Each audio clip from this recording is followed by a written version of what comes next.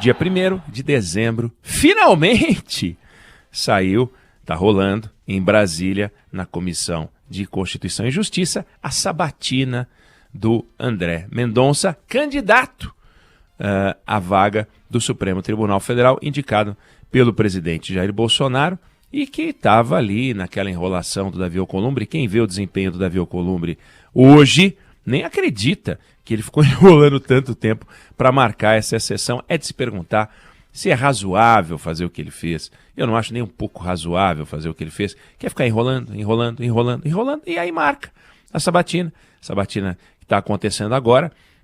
O André Mendonça está indo bem, pelo que eu vi até este momento, até o início do nosso programa.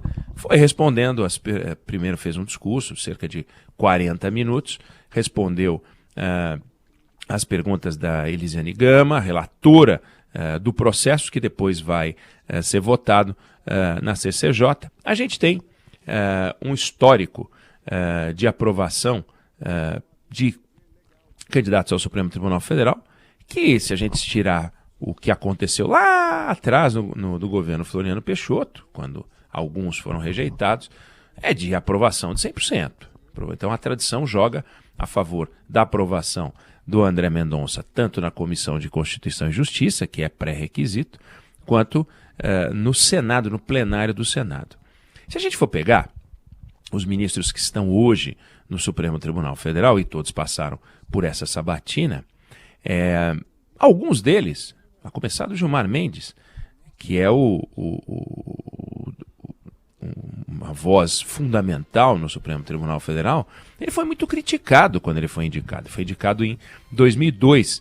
Ele é o último ministro do Fernando Henrique Cardoso. Então, todos os ministros, além de Gilmar Mendes, foram indicados por governos do PT, a não ser o Nunes Marques, que foi o último do Bolsonaro. Então, a gente tem ali 3 ministros do Lula, a gente tem 4 ministros da Dilma, o ministro do Temer, que era vice da Dilma, e um ministro do Bolsonaro. Então, tucano, quer dizer, indicação tucana, o Gilmar é o mais antigo, 2002. E quando ele foi indicado, teve muita reação. Também, falando dele, um jurista da Dalari, que não gosta do Gilmar, não gostava do Gilmar, que é de esquerda, criticou, disse que ele não estaria à altura da missão de ministro do Supremo Tribunal Federal. Escreveu um artigo a esse respeito. O Gilmar Mendes chegou a processá-lo, foi uma confusão.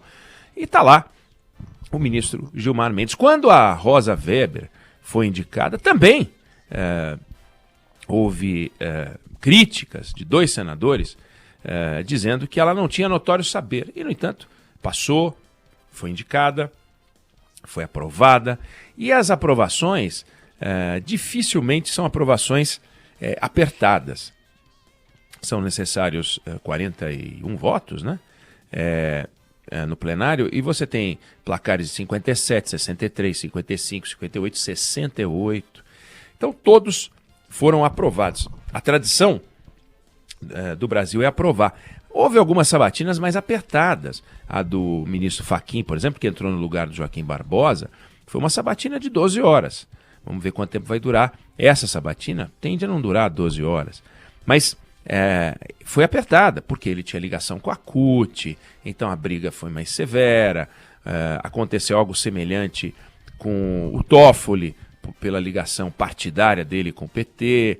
Aconteceu um pouco com o Barroso, mas não muito, pelo fato de ele ter sido advogado de um terrorista, do Cesare Battisti. Então sempre tem um motivo para que os senadores discutam a oportunidade, se é o caso ou não, de emplacar o candidato, mas acabam emplacando todos os candidatos. A sabatina no Senado, ela não tem sido, por tradição, uma sabatina para checar as convicções dos candidatos. É curioso, por exemplo, a Elisiane Gama, ela fez algumas perguntas que são importantes, mas a forma como ela faz a pergunta, a forma como a pergunta foi feita, ela, por exemplo, perguntou da ação negacionista do governo na pandemia. O André Mendonça não respondeu, ele não tratou desse tema do negacionismo, não tratou. E, no entanto, ficou por isso mesmo, até esse momento. Vamos ver se os senadores vão voltar a isso. Ele não respondeu sobre o negacionismo, mas ele falou que o Estado é laico, ele falou que a Bíblia é um texto que ele leva para a vida dele, mas que no Supremo ele vai seguir a Constituição. Ele defendeu a liberdade de imprensa, ele defendeu o Estado Democrático de Direito. Ele falou que, embora ele tenha se posicionado a favor da prisão em segunda instância, o Supremo Tribunal Federal firmou uma posição e que ele é a favor da segurança jurídica, que ele é um garantista. Então, ele está se colocando de alguma forma. Mas as perguntas, de uma forma geral, e vamos ver se hoje vai ser diferente, não entram, não mergulham na alma jurídica e nas convicções propriamente dos candidatos. E a triagem feita pelo governo também é muito leve. É curioso. Tem um ministro que passou pelo Supremo Tribunal Federal, que é o único ministro que foi colocado no Supremo 2 vezes, né? Que é o ex-ministro Francisco Rezec. Ele foi indicado pelo governo Figueiredo e, como era pré-Constituição de 88, ele não passou pela sabatina. E ele lembra que ele trabalhava no gabinete civil quando o chefe dele, que era o ministro Leitão de Abreu, ele mesmo, Leitão de Abreu, um ex-ministro do Supremo Tribunal Federal, entrou na sala dele, sentou na mesa, deu apoiada na mesa, sabe quando senta meio com a perna assim, e disse o seguinte: olha, o ministro do Supremo, Xavier de Albuquerque, vai se aposentar, então abre-se uma vaga inesperada. Deixe seu currículo pronto just in case, disse Leitão de Abreu para o ministro Rezec, que foi para casa sabendo que ia ser ministro do Supremo. Em nenhum momento, entre essa conversa e a posse, ele passou por qualquer tipo de triagem. Nada foi perguntado sobre a vida dele, ninguém lhe questionou coisa alguma. Ele lembra disso. Então, na segunda oportunidade, quando ele foi indicado, depois de ter sido ministro das Relações Exteriores do Collor, ou seja, ele foi sacado do Supremo Tribunal Federal, tinha sido o comandante do Tribunal Superior Eleitoral pelo Supremo Tribunal Federal das eleições daquele ano, foi convidado a ser ministro das Relações Exteriores e depois reindicado para o Supremo Tribunal Federal. E aí passou por uma sabatina, né? Mas é uma sabatina onde o que se vê são alguns ministros, alguns senadores tentando mostrar algum lustro, né, nas suas declarações, outros querendo mostrar alguma independência, mas as perguntas não envolvem profundidade. Por exemplo, na sabatina americana, e eu tenho aqui alguns apontamentos, primeiro, o ministro que é indicado, lá não é ministro, é juiz, passa por uma triagem que é complexa. Perguntam coisas muito delicadas, perguntam se já comprou ou vendeu pornografia, perguntam se já bebeu ou se ele dirigiu, perguntam se ele já consumiu droga, se ele teve algum distúrbio mental, se ele já se consultou com um psiquiatra, se já contraiu doença venérea. As perguntas são impressionantes. O questionário feito a um indicado do Ronald Reagan, e isso foi em 87, deixou o candidato, que era o Anthony Kennedy, absolutamente constrangido. Mas as perguntas eram muito profundas. Se a gente for olhar em mais de 200 anos de Supremo Tribunal Federal, mais de 160 indicados, quase 50 deles não passaram. Ou porque desistiram, ou porque foram rejeitados, ou porque o presidente da República tirou a indicação. Então é uma coisa mais severa. A gente pega no Brasil, por exemplo, na indicação da ministra Ellen Grace, o então senador Wellington Salgado do MDB, então PMDB, falou assim: olha, o meu voto, olha isso, Débora, leva em conta a beleza e o charme da candidata. Assim eu voto com muito prazer. Vê se tem cabimento um negócio desse, Débora. Um outro senador, Mozarildo Cavalcante, disse o seguinte: olha, eu vou falar não como senador, Débora, para seu espanto, você está sentada, né? Mas como médico ginecologista. Elogiou as mulheres em geral e disse o seguinte: como ginecologista, eu estou falando uma frase que ele disse, textual, aprendi a lidar de perto com as mulheres, a entender muito profundamente a sensibilidade feminina. Vê se tem cabimento. E os caras estão discutindo quem vai ocupar o Supremo Tribunal Federal, e ele falou como ginecologista. Ele disse isso.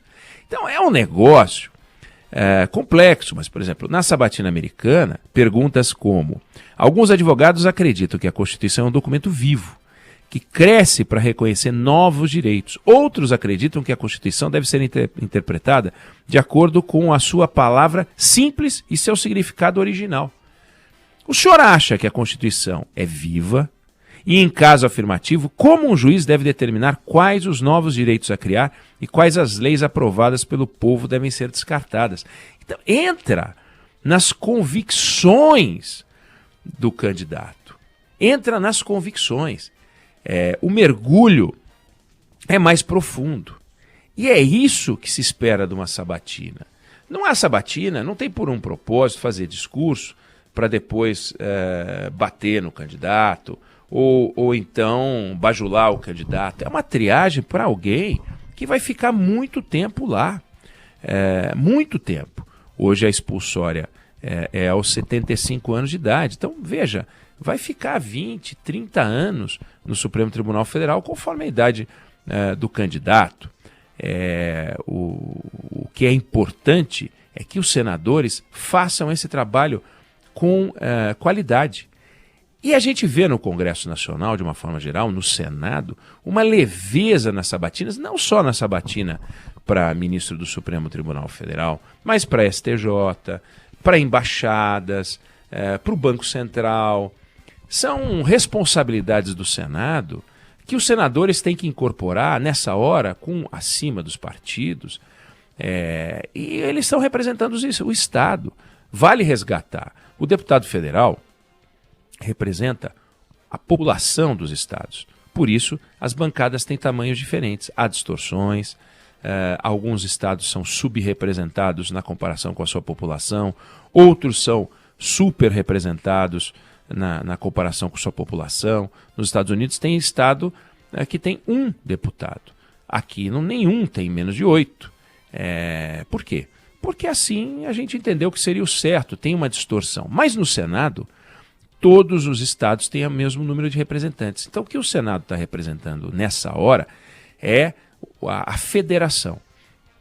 É o Estado brasileiro nesse sentido federativo. E vão colocar no Supremo Tribunal Federal alguém que vai ter um perfil que não está lá para prestar um favor a este ou aquele presidente, porque este ou aquele presidente passa, como passou o Fernando Henrique, do Gilmar Mendes, como passou o Lula, do Lewandowski, da Carmen Lúcia e do Toffoli, como passou a Dilma, do Fux, da Rosa Weber, do Barroso e do Fachin, como passou o Temer, do ministro Alexandre de Moraes. E tal ministro Alexandre de Moraes esteve na ribalta, atacado diretamente pelo presidente Jair Bolsonaro, e que vai passar Bolsonaro e vai ficar o Nunes Marques, e vai passar o Bolsonaro e vai ficar o André Mendonça. Então, como essas nomeações são longas e tendem a ficar muito tempo, a não ser que alguns resolvem sair, né?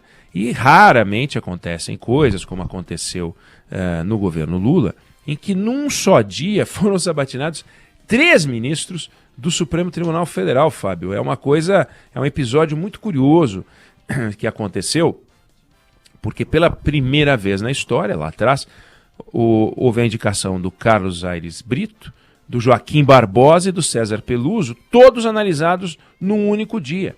Uma coisa realmente incrível que nunca se repetiu, dificilmente vai se repetir.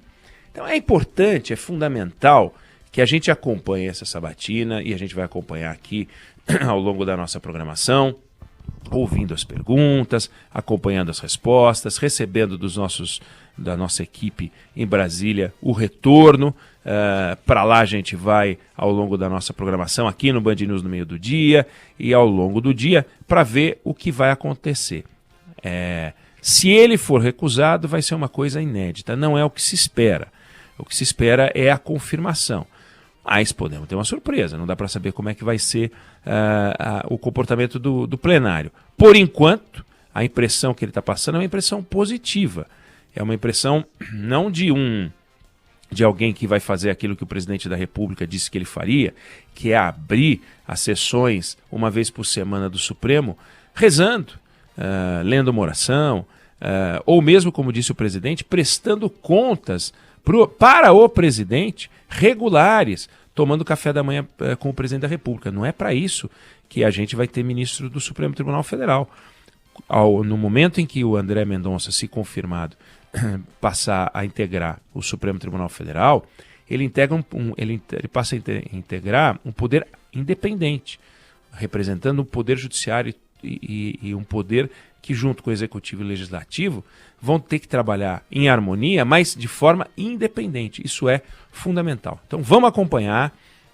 O André Mendonça conseguiu chegar o dia dele, demorou, vai entrar para a história como um momento de embate pessoal do Davi Alcolumbre, um momento pequeno do Davi Alcolumbre. É de se perguntar se ele teve algum momento de grandiosidade.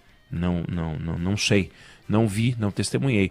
Ele foi um presidente do Senado que não mostrou nada de muito especial, e como presidente da CCJ revelou uma atitude muito pequena, muito mesquinha, revanchista, de não marcar a sabatina. Que façam direito à sabatina.